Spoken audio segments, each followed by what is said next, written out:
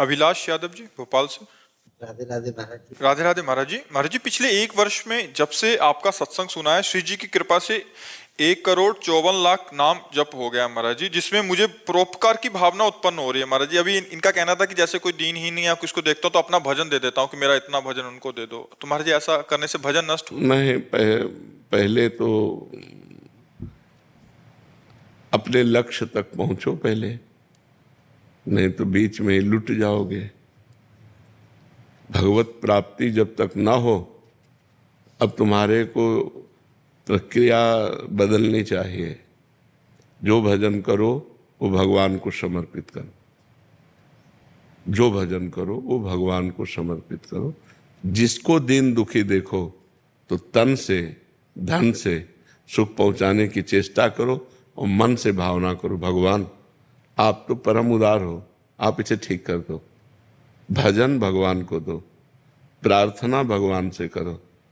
शरीर से और धन से अगर सेवा बनती है तो वो सेवा कर दो, भजन भगवान को दो भगवत प्राप्ति के लिए।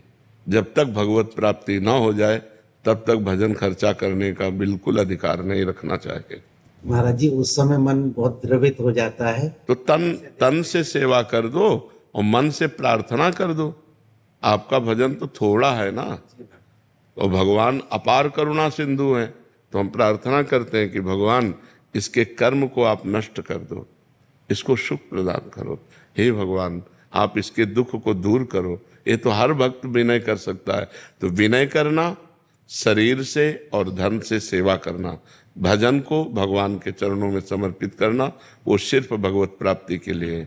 हमारा जन्म साधन धाम मोक्ष कर द्वारा, हम भगवत प्राप्ति के लिए भजन करते हैं। और दूसरी बात, सब में भगवान है, सब रूपों में भगवान है। तो जब कोई दुखी हो तो देखो भगवान दुख की लीला कर रहे हैं। तो हमसे जो बन सके हम तन मन धन से सेवा कर दें, लेकिन भजन भगवान को दें। भजन का फिर उससे लक्ष्य की प्राप्ति में बाधा पड़ जाए। महाराज जी, विचार ऐसा आता है कि मैं तो और भजन कर लूंगा, लेकिन इसको लेकिन शाम तक जियोगे आपको पता है क्या?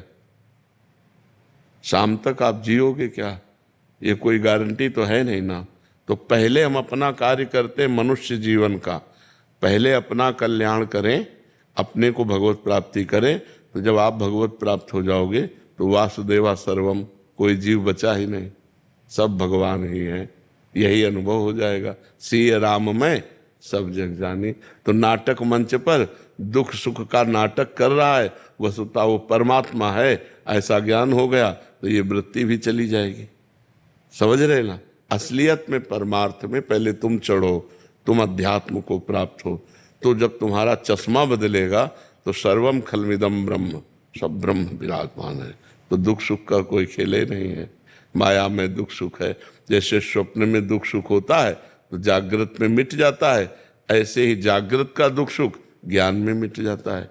जब आप ज्ञान को प्राप्त होगे, भगवान को प्राप्त होगे, तो न दुख है न सुख है, वही सच्चिदानंद परमात्मा स्त्री पुरुष रूप धारण किए हुए लीला कर रहा है, ऐसा अनुभव आएगा। तो अपने भजन को भगवान को समर्पित कर।